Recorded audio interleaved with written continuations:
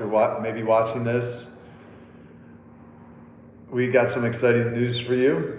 But before we announce it, let us know that you can see and hear us okay. We're in Aruba right now, and we're in a different environment. We've never been to this particular place. We kind of snuck into this little, I don't know what this is. Office, like a co-work space. Right around the corner from the resort that we've been spending most of our time in, waiting for some stuff with sign of citizenship to get approved so we can get it back in the country. But do us a favor, let us know that you can see and hear us okay. It also helps with the algorithm to make sure more people see this and more people find biblical truth who are looking for it. That's the main reason I want people to discover my channel so they can start to question some of these things. So drop a comment if you would. So we have some news, some exciting news to tell you. You may have seen it in other places. We actually announced it on a couple different places, but Sana is pregnant. Yes, we're very excited. You are, what, 17 weeks? Yeah, almost 18 weeks. Okay, a little over, about 4 months, something like that, maybe a little bit more. So early April, baby Kowalski is coming of 2026. First baby for both of us. Pretty excited. And just kind of wanted to tell everybody, wanted to share the good news. We don't have a name picked out yet. We don't even know what it is. We don't even know the sex yet. But yeah, bit of a challenge, like her being pregnant, and then we didn't plan to be in Aruba, by the way. She couldn't get into the United States her last time in because she was on an ESTA visa, and there was just too many comings and goings, I guess, and now we're in the process of figuring that out. So it's been a bit of a challenge. We've had to pivot, but we're making the most of it, and we're in a beautiful place right now, and we are enjoying it, but we're also working every day, working on our programs, working on our books, Sana's fitness business. We're definitely being very productive while we're down here. I think a lot of times people see our posts and they're like, gosh, you guys, do you ever work? That's all we do is work, actually.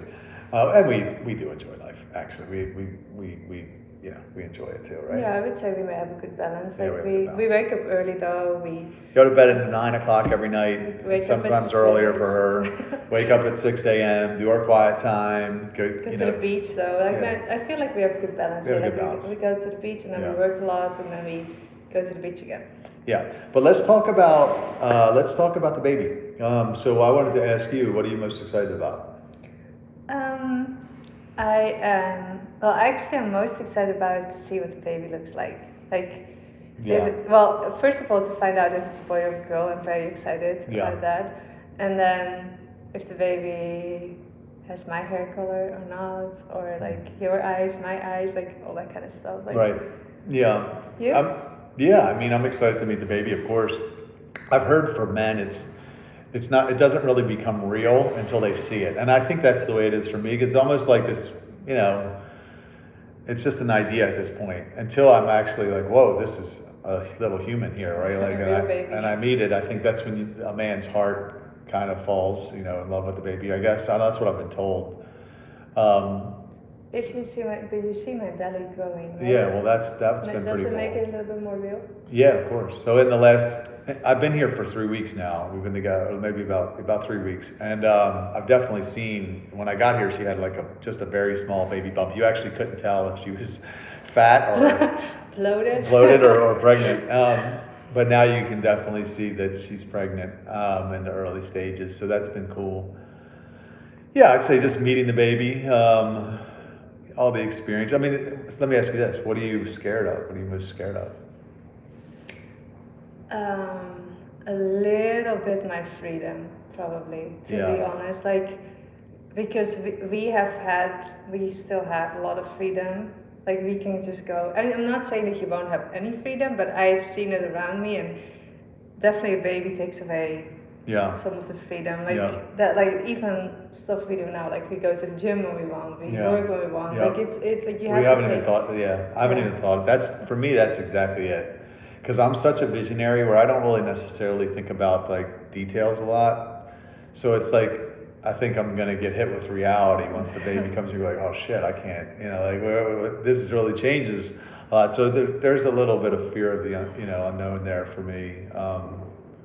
I don't know, I've told you before, but so before I ever believed in biblical marriage, I was a monogamy only guy for 23 years. 23 years of my Christianity. And I used to always say, I'm not going to have a baby until I'm rich enough to afford a nanny.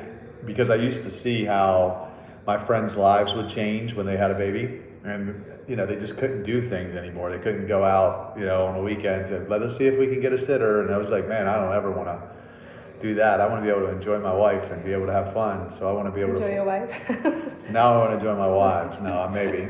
But no, yeah, I think so. Now, so even we're going to do another video about that. By the way, next video is going to be, should a good wife bring other wives to her husband, or something like that. Should a woman bring other wives to her husband? So we're going to talk about that because Sana's been doing a little bit more prospecting, talking to ladies. Well, also partly also because of the baby. I mean, yeah, well, that's what I mean. Have some help. I can see why women actually want other women around to even help with the baby. So we want to go to the gym, for example. Yeah. We can have somebody to watch the baby, or you need to do your calls. Well, and it's not but it works both ways, right? She might have a kid, or she might need time with you, and then it's not only Absolutely. Otherwise, it sounds like it's just this. Well, we're just using it. Yeah. No. Many hands make light work, and we'll talk about that. I don't want to go too far into that because we'll save that for the next live. But yeah. So what else? So this is something I wanted to bring up. So you said to me many times, you're like, there was a time when Sana and I were dating, and she was like, not 100% sure if she wanted to marry me because of the polygyny thing, and she even had friends that were like, okay, that you can do that, right? That's fine for you, but I would never do that. Now, she said to me many times, she's like, I made the right choice because here we've been together for 2 years now. We've had a lot of fun. We travel all over the world together. We got married. We, travel all over the States on our honeymoon in our camper. Now we got a baby on the way. And she's like, I really made the right choice because my life is progressing. And she's got friends that are still out there single all these years later. It really feels like their life just got stuck. Like they're still in the same position. They're still in the same dating market. And of course they've been moving forward, but just it's just the same story. Playing out. They meet a guy and their hopes get up, and then it doesn't work out, and that's the same story, the different faces all the time. Whereas I really I'm very grateful because my life really moved forward. I get a lot of things that I wanted just by making this choice. Yes, and this is what I want to say because I'm sure the women will hear that and they're going to relate to that because it really is the same story on repeat. And God never designed marriage to be this complicated, guys. He really didn't. It wasn't supposed to be this complicated. Yeah, this is why my heart goes out. The people think I'm a dickhead and Rob's an asshole for he hates women or whatever. I don't know. I see it in the comments. No, I don't. I love people. I love women. This is why I'm championing this cause because women need a covering, and as this economy gets worse and, if we're living in end times, which I think we are, it's just going to become more and more apparent why women need a man and they need a covering. And right now, there's just so few men stepping up to marry them. And a lot of it has to do with the false doctrine of monogamy only because men just get scared and they stall out in the dating market. So, the chances of a woman, especially if she's a little older, finding a good, godly man that's single and will actually be able to deliver on monogamy.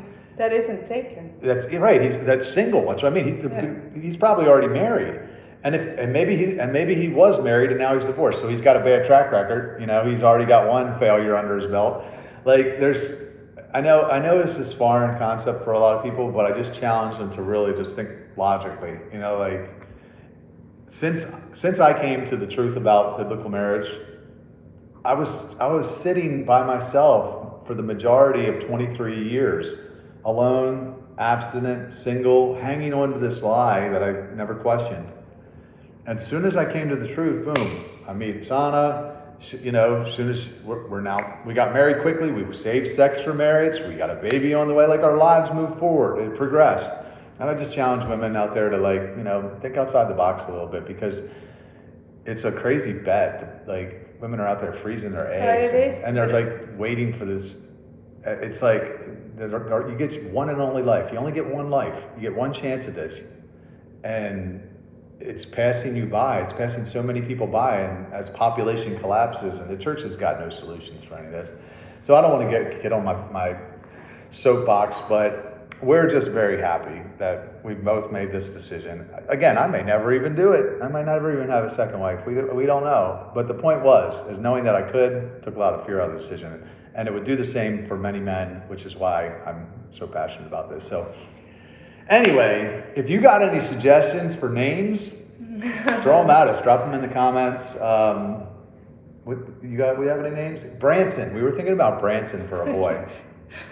Maybe, because we were in Branson, Missouri on our honeymoon, and we very masculine name. My middle name is Brandon, so Branson's kind of cool. I don't think I want to give it Rob. I don't think I would include that in there. Rob Jr. Robbie. I think, well, we're also a little bit about names that could work in Dutch, and that's what I am still thinking about. Like names that can work in Dutch and English. Jan? But that's only a Dutch name. But your name works in Rob and Rob. We'll see.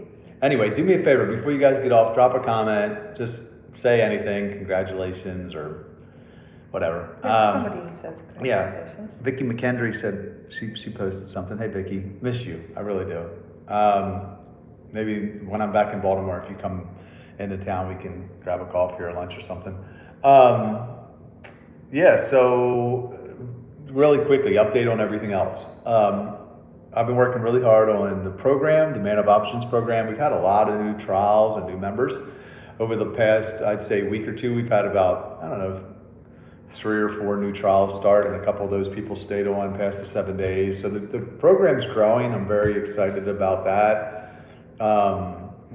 She's working on a book, which is really, my book is more about polygyny, obviously, and how it impacted my life, and where it came from, and how the church adopted it, but it didn't come from the Bible. It came from Greeks and Rome, the Romans, and then some of the problems that it causes, about, like we talked about, men stalling out in the dating market and women being left uncovered and all that. But her book is a little different. It's not so much. It's not focused 100% on polygyny. It's more just about what is it? Actually more about what we just talked about, more the dating market, all the problems I've seen, the things I've experienced myself because I was single for 2 years. Yeah. It's rough out there for women.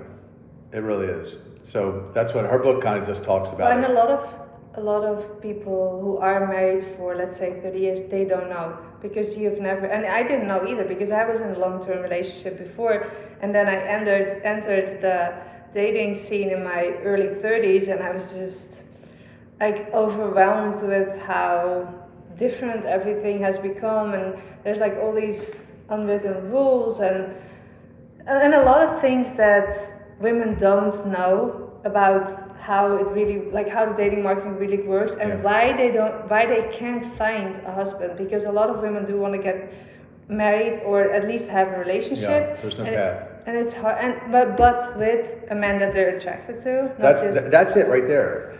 Yeah, they could. A lot of times, your choices for women are okay, the man that you really want is not committing. Why? Because he's got too many options. He's got a bunch of women that want him, and he can sleep with them all if he wants to. So he just gets fear, FOMO, so he doesn't commit. So women lower their standards. They marry the safe man, and then they lose interest because they get bored with him, and then 80% of the time they file for divorce. That's the number. So to get a man that you want, oftentimes, polygyny needs to be part of the conversation. Anyway. But my book isn't entirely about that. It goes into that, but it also goes into a lot of knowledge that I feel a lot of women really don't know. So about having sex too early, about how why sexual market value. There's definitely a lot of things that. Yeah, it's really good. It's actually, her book is better than mine, I'd say. Honestly, it's really good. So pray for us. Pray, if you would, honestly. What we need her citizenship stuff to go through. I want to get her back into the States by Christmas. So really, if you could say a prayer for that, we'd greatly appreciate it. Just get into agreement with us if that's not going to be an issue.